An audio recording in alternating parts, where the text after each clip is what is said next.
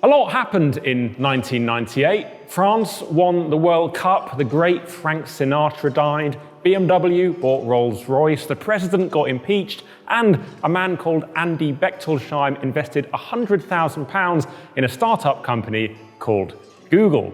But more importantly than that, 1998 also saw the last time we saw a new Vauxhall Frontera. And it was a pretty big deal back then because there weren't that many SUVs. Now though, more than a quarter of a century on, there's a new one.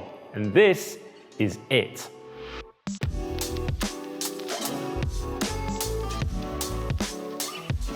No longer is the Frontera a rehashed Isuzu. It's now based on the smart car, no, not that one, Stellantis platform. As for size, at nearly 4.4 metres in length, it slots in between the Mokka and next generation Grandland, coming in at just 7mm longer than a Vauxhall Astra. Pricing hasn't been confirmed, but expect the hybrid Frontera to cost from under £21,000 and the EV from around £25,000. The trim structure will start with entry-level design, then GS, and finally top-spec Ultimate versions. You'll also see the visor front grille, the two-tone paint with the contrasting roof, and the model name written across the back of the car as core Vauxhall design elements. But there's also a lack of chrome for environmental reasons and these sort of more robust-looking wheel arches to give the car that kind of faux 4x4 rugged styling.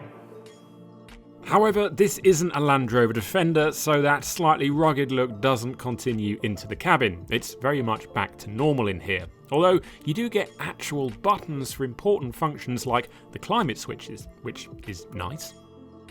Now, one thing I do need to clarify with the cabin of this car is that we've got ourselves a pre-production Frontera here.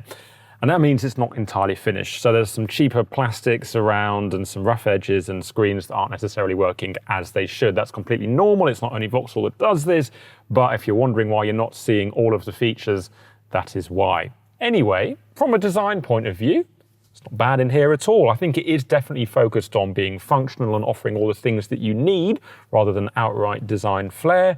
But there are some nice points like the steering wheel and the general design up here. And it all feels quite cohesive and perfectly usable. You've got your two 10-inch infotainment screens here, or rather this is the infotainment screen and then that is the digital dashboard display. It's going to be using an infotainment system which we've no doubt seen before, or at least a version of it. I would like to tell you what it's like on this car, but as I said, it's not necessarily working yet, but because it's coming from a larger pool, it should be absolutely fine. We've also got a smartphone station down here, so you've got your wireless charging pad and you can put your phone down there, and there's a couple of USB-C points as well. And what I like about this actually is that there's cup holders here, but rather than having them rigid, there's some fabric bands here, which means that apparently you could put an iPad in there to stretch it out, or you could just have your regular cups. So that's quite a good idea for flexibility.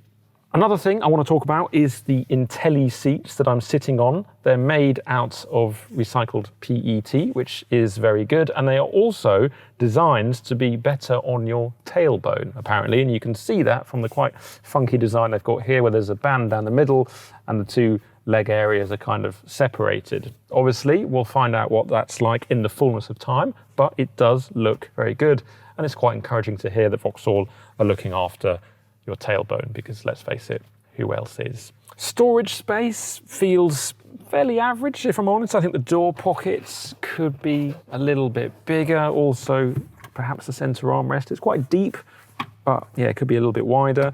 Do you have a place down here? You've got those cup holders that can adapt with that fabric. And then there's a space for your smartphone. There's the glove box, and there's an area above the glove box. So not the best, but also not the worst. I'm sure it's functional enough. That's about it really for the cabin. I would like to say a little bit more, but obviously it being a pre-production vehicle, it's not entirely finished, but no doubt we'll have a good poke around it when it comes to reviewing this car, hopefully later this year. Climb into the back of the Frontera and things are really pretty good back here actually. I've got loads of space, so there's lots of space for my knees. I can slide my feet under the front seat, no problem at all. There's very little central tunnel going on there, so those in the middle seat should have plenty of room. And I've also got enough headroom too. Look at that, that's really really impressive. The windows are good size, so I can see out of that nicely. Door pockets could be maybe a little bit bigger, but you've also got some storage here, so you can put your iPad or books in there, whatever, your mobile phone in these little pockets up here. And then there's a 12-volt charging socket and 2 USB-C points as well. So yeah, overall, it's pretty good. What's more, a 7-seater version of the Frontera will be available in future to go alongside the 5-seater shown here. Open the boot and you get a split boot floor and 460 litres of luggage space with the seats up, and 1600 litres with them folded down in a 60-40 split, and this compares favourably with the new Dacia Duster, for example. It's also got roof rails that can take up to 240 kilograms of luggage if that's not enough. As for the powertrain, the Frontera is available as an EV with a 111 brake horsepower motor and 2 different battery sizes, yielding ranges of around 186 and 248 miles. And thanks to 100 kilowatt charging capability, a 20 to 80% rapid charge should take less than 30 minutes. Meanwhile, the 48-volt mild hybrid has a 1.2 litre turbocharged petrol engine with either 100 or 136 horsepower, and this is available with a 6-speed dual-clutch automatic transmission. Overall then, if you were looking for a remake of the original Frontera, then you'll likely be left a little disappointed. Yet it's hard to imagine that this latest version won't have a wider appeal thanks to its strong practicality and value for money, providing the finance deals are as appealing as the cash price, that is. But what do you think? Let us know in the comments below, and don't forget to subscribe to the Parker's Cars channel for more videos just like this one.